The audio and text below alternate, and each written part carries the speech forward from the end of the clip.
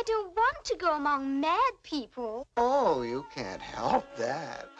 Most everyone's mad here.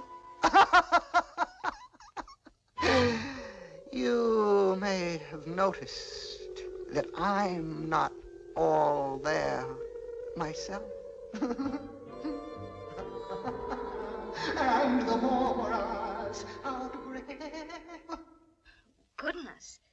If the people here are like that, I must try not to upset them. Something that I think is really important and possibly one of the hardest things for a narcissist loved ones to learn, and that is that you need to stop explaining. Narcissists look at things differently than the rest of us do. They are guided by emotion, not logic, not reason, and not intelligence. Emotion. This often causes their perception of things to be very, very different from other people's. They view everything through the lens of feeling, and their feelings are generally negative, out of control, and even frightening to them. This causes their perceptions and experiences to be negative and frightening to them as well.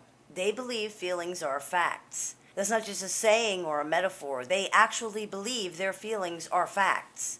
If they feel it, it must be true, regardless of whether it makes any sense or if they have any proof or anything else. Most people realize that feelings are not reliable.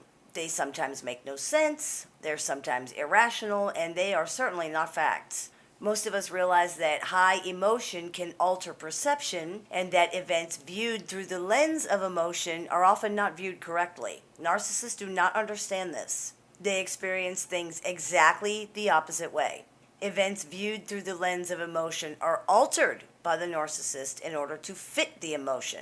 If they're angry at you, everything you do will be perceived negatively no matter what it is. If you're smiling, you must be laughing at them. If you brought them a sandwich or offered to share your food, there must be something wrong with the sandwich or the food. Even things you did in the past that were okay at the time are now viewed through this lens and found to be evil. Yesterday, you were washing dishes together and laughing, having fun. No unkind words were said. There were no problems at all. Today, they were only helping you wash dishes yesterday because you forced them to do it so you can laugh at how much of a slave they are. In reality, the narcissist, quote, truth changes with their emotions. When they're angry, you're bad and they hate you. You also hate them and are horribly cruel and evil. When they're happy, you're good and they love you. You also love them, or at least you like them and you're not mean to them. It has nothing to do with actual reality or anything you're actually doing. It's all based on unreasonable, irrational, and faulty perceptions. Because of this hugely divergent way of seeing things, people who are dealing with a narcissist often find themselves looking for a way to bridge that gap. They find themselves constantly explaining to the narcissist that the narcissist perception is incorrect or faulty, that the narcissist is adding the wrong things together or coming to ludicrous conclusions based on things that aren't real, weren't said, or didn't happen. That's understandable. Rational adults speaking to other adults are going to use reason and logic to try to get their point across. What else is there to do? This usually works in most situations. Compromises are reached, points are made, life goes on. The trouble comes when you find yourself dealing with a seemingly normal, cognizant person who 5 minutes ago was speaking with you like a reasonable, intelligent adult and who now cannot even understand a basic point you're trying to make or simple words that you're saying. Worse, they seem to have misunderstood you terribly and are now angry, upset, and offended. So what do? As a rational, reasonable person, you try to explain. In most situations, that would be the right thing to do. With narcissists, it's exactly the wrong thing. You see, there's been no misunderstanding. Not the kind that you think. The misunderstanding is not from you to the narcissist. It's within the narcissist themselves.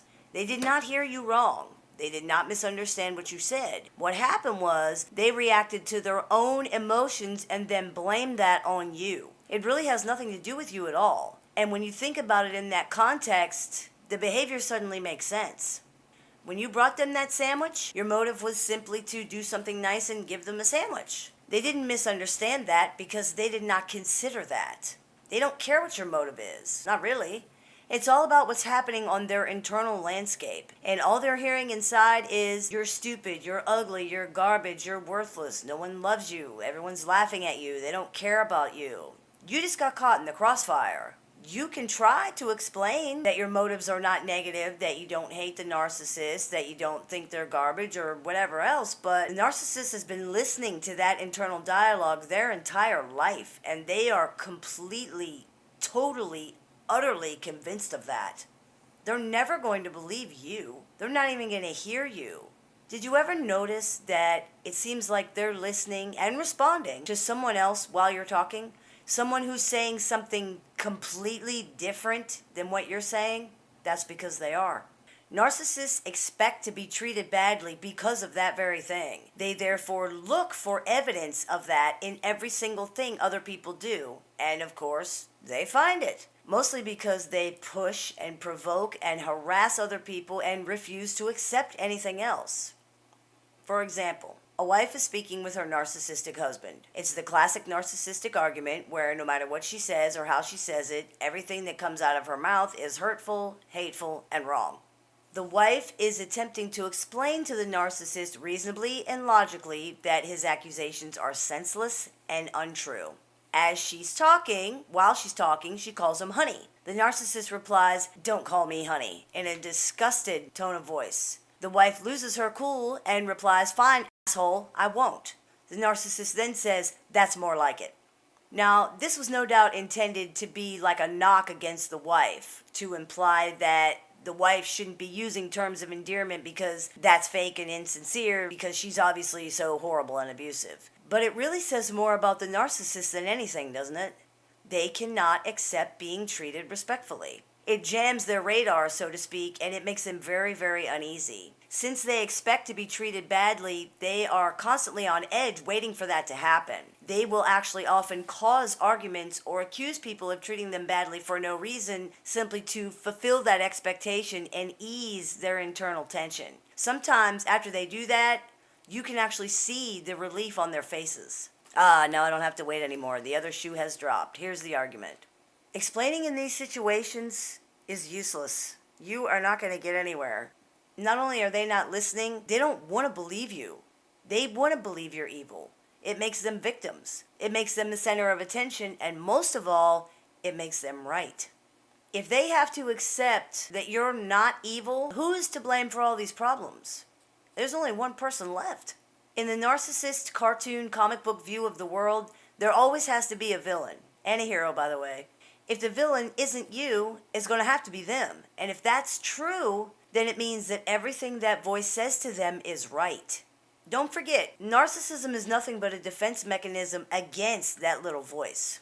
That little voice says they're evil, horrible, disgusting, vomit on the ground. So in self-defense, the narcissist created a false self that is the total polar opposite of that. A hero, in other words.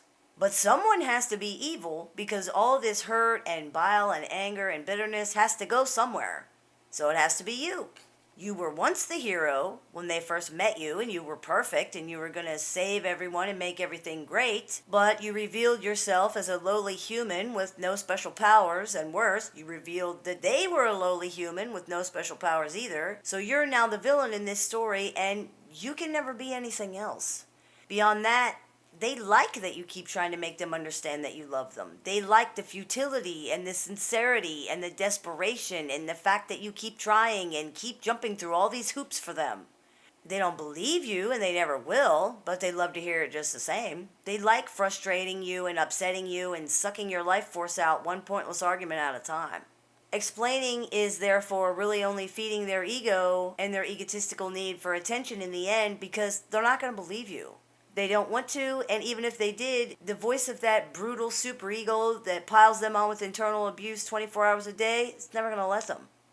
Their disorder is set up so perfectly that exactly the things they need to hear and understand in order to change their lives are exactly the things they're programmed to deny and block out the most. It's really sad when you think about it. Because of that blind spot, they simply self-destruct over and over and over again. They are some of the most miserable people alive, and they walk around their entire lives never realizing they're doing it all to themselves. There are none so blind as those who refuse to see. It's very easy, then, to get caught in the trap of explaining. When a problem is so easy for us to see, of course we're going to try to make the other person understand. Hey, you can fix this. All you got to do is stop doing this and that and the other thing. As a rational adult person, that's what most of us do. We attempt to communicate. If the communication is getting fouled up along the way somewhere, we try to fix that so that we're heard and things can be resolved. The problem is that in this situation, the lines are crossed in a place where you cannot reach or affect them. It doesn't matter how much you say it, or how many times you say it, or how you say it, or what you say, they're not going to hear it. They can't, and they don't even want to anyway. There's too much at stake for them to believe you, and because of that, they never will. There are many people right now suffering in relationships with narcissists of all kinds, parent, child, husband, wife, all kinds, holding on to hope that things are going to change, holding on to the hope that if they can just somehow explain it right, the narcissist is finally going to understand. But their brain does not work like yours does. The reality is, the chances are 1,000 to 1, because these people have a vested interest in things staying exactly the same as they are right now. So what do? When the narcissist accuses you of something that is not true, or when they have one of their classic patented misunderstandings, simply tell them that they're entitled to their opinion and leave it at that. You can say, I'm sorry that you feel that way, but you're entitled to your opinion. Or you can say, I disagree with that, but you're entitled to your feelings. There's no reason to get bogged down in semantics about what was actually said and how it was said and the ulterior motives that you don't really have and, oh, I can prove it to you, or any of that, because it's a waste of time. It will go nowhere, and it's never going to end. Nothing is going to get resolved.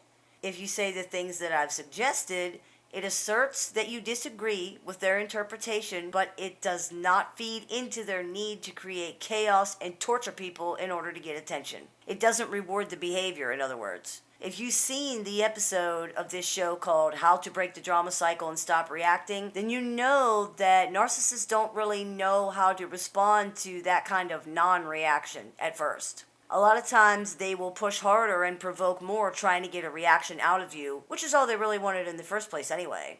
Hold your ground and don't give in. It's difficult, but it's worth it. Unless you like having 6-hour arguments over nothing. Now, some people have difficulty doing the non-reaction. They don't like, quote, letting the narcissist get away with the things that they're saying. That's totally understandable. It really is. But my response to that is, if you roll around in the mud with a pig, all that's going to happen is you're going to get dirty too. Do yourself a favor. Stay clean.